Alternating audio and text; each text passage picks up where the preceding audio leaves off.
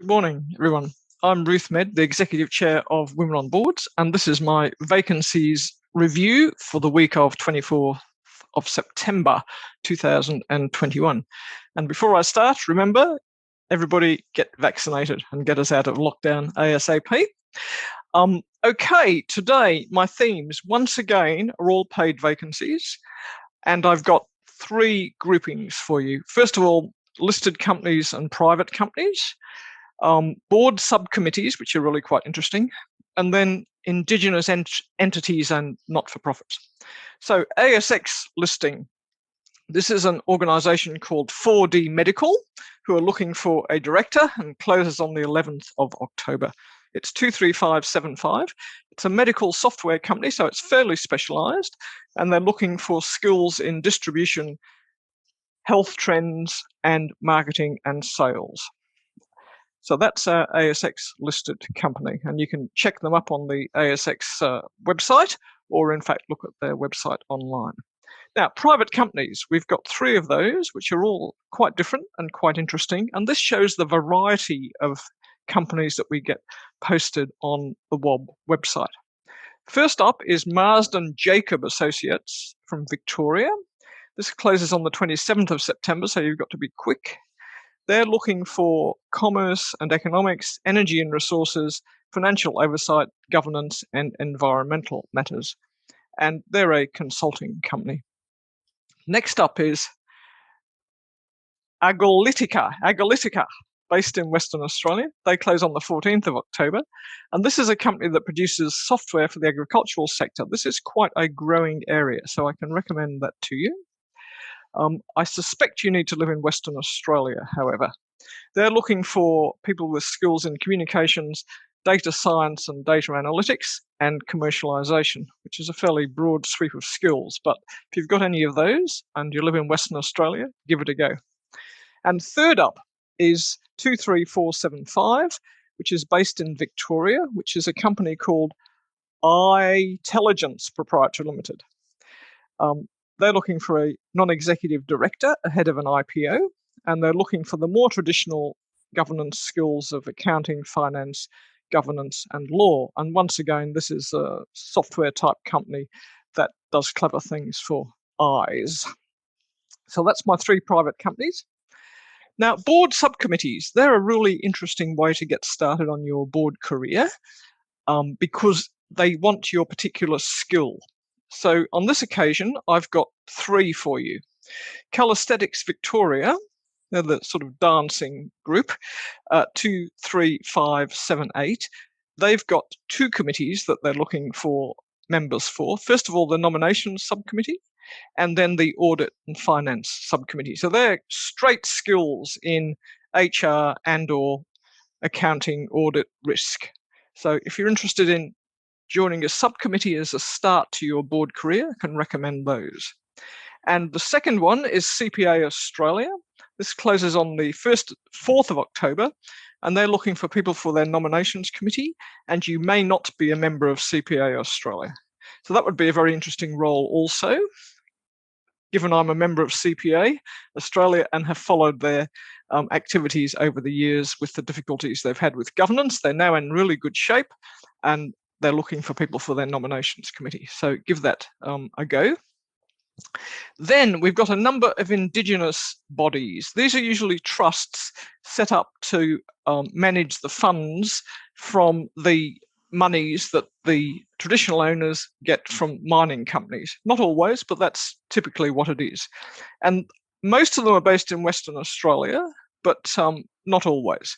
So we've got 23535, which is the Yamati Southern Regional Corporation.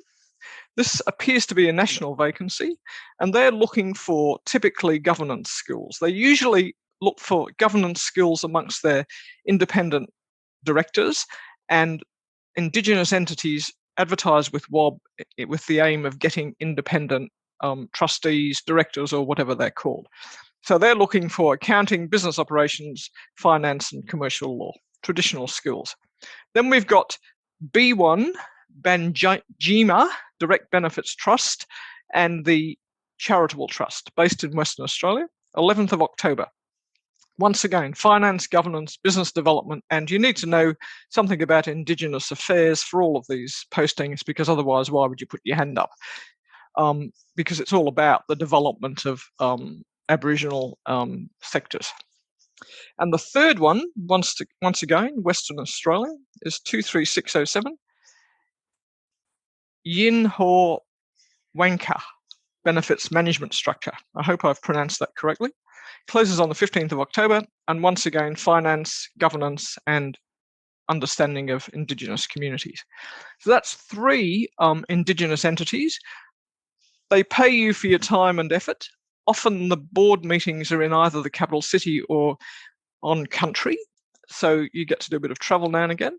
And if you're interested in Indigenous development, it's a really, really interesting collection of vacancies. So I recommend those to you. And finally, I've got one more vacancy for you, which is in the not-for-profit sector. It's an organisation called Shine Western Australia. Closes on the 8th of October.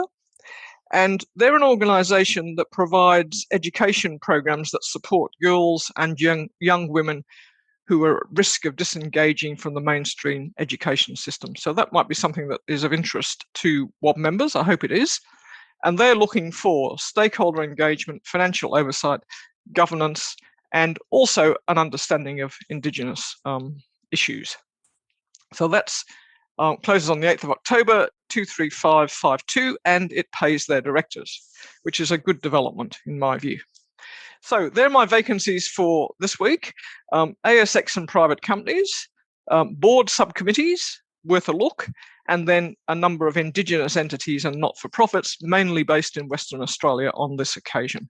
So please look at the jobs board. There's lots more things on offer, and I've just taken a subset for this session. Now, my tip for the week. I was asked just recently, what do you say to the contact person when you ring up about a vacancy? Now, some of you will have no difficulty working out what to say to the contact person, but my advice, for what it's worth, here we go. Clearly, you want to introduce yourself. You want to say you're interested in the opportunity.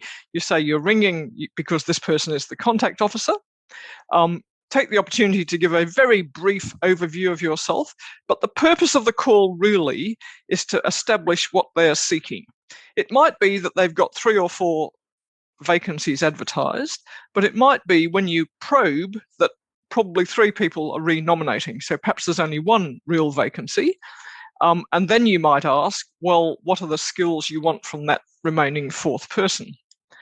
Often people put up a broad range of skills that they're looking for, and perhaps not in the expectation they'll get somebody with all the skills, but in this case, it's really try and find out what particular skills they think they're looking for.